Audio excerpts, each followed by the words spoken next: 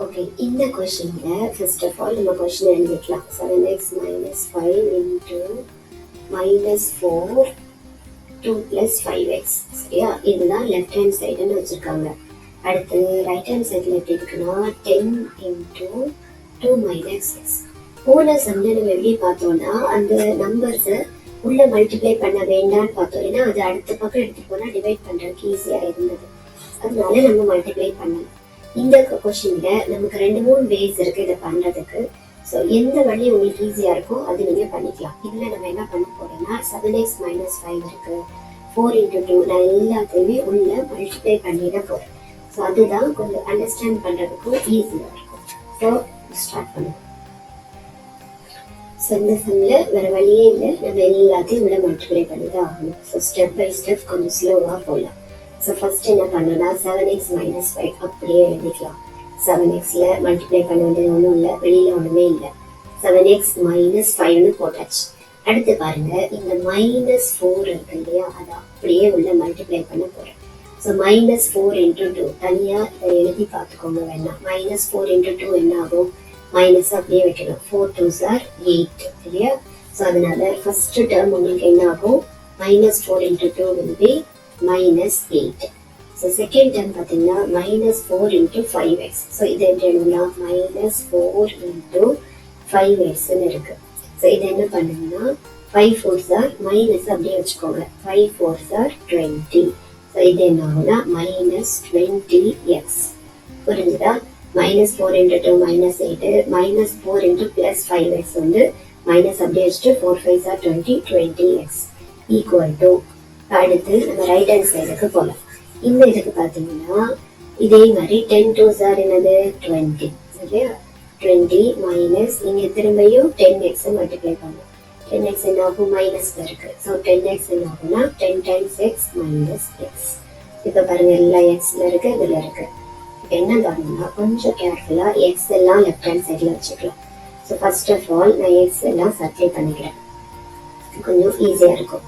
So 7xன்னு ஒன்று இருக்குது. அடுத்து பார்த்தீங்கன்னா -20xன்னு ஒன்று இருக்குது. அடுத்து பார்த்தீங்கன்னா -10xன்னு ஒன்று இருக்குது. இப்படி 3 இருக்குது. இந்த 3ஐயுமே நம்ம என்ன பண்ணுறோம்னா இடது பக்கம் வச்சுக்கிறோம். 7x அங்கேயே தான் இருக்குது, எப்படியே எழுதுறேங்க. -20x அங்கேயே தான் இருக்குது, அதே அப்படியே எழுதிக்கலாம். இப்போது இதில் வந்து -10x இந்த பக்கம் வரணும். இந்த பக்கம் வரணும்னா என்ன பண்ணலாம், இது இந்த பக்கம் போகும்போது +10xஆக வந்துடும். ஓகேங்களா? ஸோ இதோட நம்மளோட எக்ஸ் எல்லாம் முடிச்சாச்சு. ஸோ உங்களுக்கு ஈஸியாக அண்டர்ஸ்டாண்ட் பண்ணுறதுக்காக இந்த எக்ஸை மட்டும் நான் ஒரு பிளாக் பண்ணி வச்சுக்கிறேன் இப்போதைக்கு. அதாவது கொஞ்சம் அடித்த மாதிரி வச்சுக்கிறேன். ஓகேவா? இது எழுதிட்டோம், இதையும் எழுதிட்டோம், அதுக்கடுத்து இந்த டேர்மையும் எழுதிட்டோம் இல்லையா. இந்த முறை எழுதியாச்சு. இப்போ பாருங்க, மீதி உங்களுக்கு என்னெல்லாம் ரிமைனிங்ல இருக்குன்னு பார்த்தீங்கன்னா -5 இருக்கு. -5 இப்போ இந்த 20 அப்படியே எழுதிக்கோங்க. இந்த சைட்ல இருந்து ஒன்றுமே பண்ண போகிறது இல்லை, சொல்லிட்டு ரைட் இட் as such.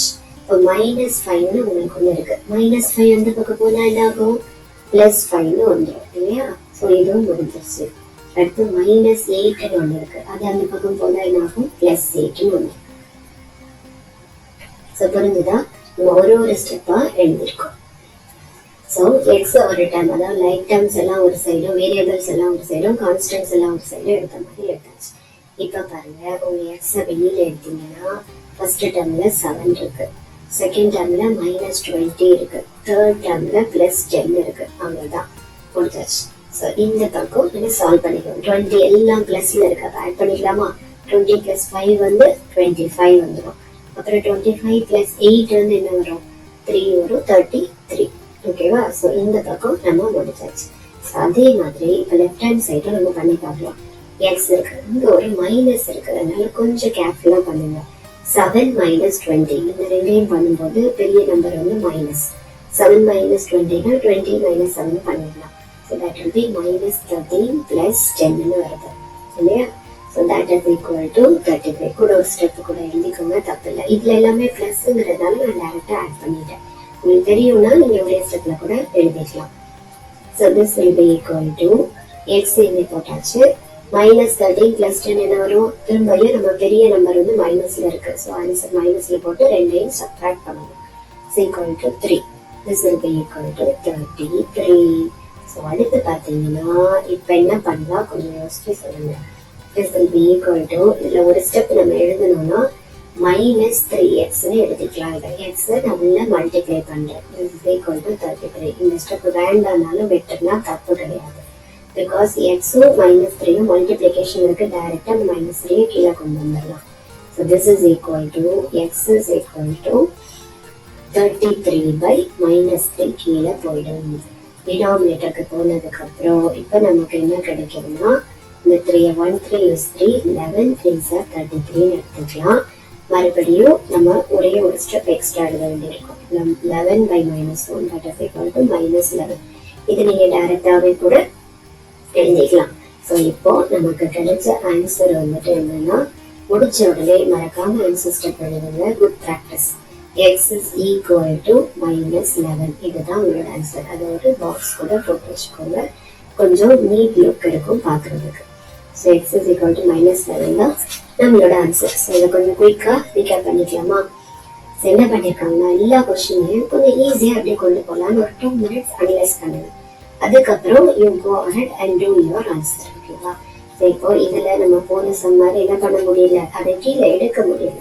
அதனால இதுல இன்னொரு வழி இருக்கு. டைரக்டா அந்த ஃபுல் டேர்ம் இருக்கு பாத்தீங்களா, அதை கூட நம்ம அங்க எடுக்கலாம். நான் அப்படி படிக்கல, கொஞ்சம் கன்ஃபியூஷனா இருக்கு அப்படிங்கிறதுனால ஒரு டேர்மா எடுத்துருக்கேன். 7x அப்படியே இருக்கு, -5 அப்படியே இருக்கு. இந்த 4 மட்டும் உள்ள மல்டிப்ளை பண்ணிருக்கேன். அதே மாதிரி இந்த 10ஐயும் உள்ள மல்டிப்ளை பண்ணா நமக்கு நிறைய டேர்ம்ஸ் கிடைச்சது. எக்ஸ் டேர்ம்ஸ் எல்லாம் ஒரு சைடும், வேரியபிள்ஸ் எல்லாம் இன்னொரு சைடு, கான்ஸ்டன்ட்ஸ் எல்லாம் ஒரு சைடுங்கிற மாதிரி பிரிச்சு எடுத்துட்டோம்.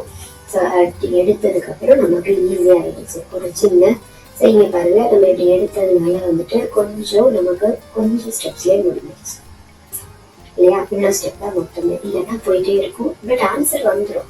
எனிவேஸ் இது வந்து கேர்ஃபுல்லாக whichever is easy follow that procedures. Hope you understood this question. நம்ம அடுத்த கொஸ்டின்ல பார்க்கலாம். தேங்க்ஸ் ஃபார் வாட்சிங்.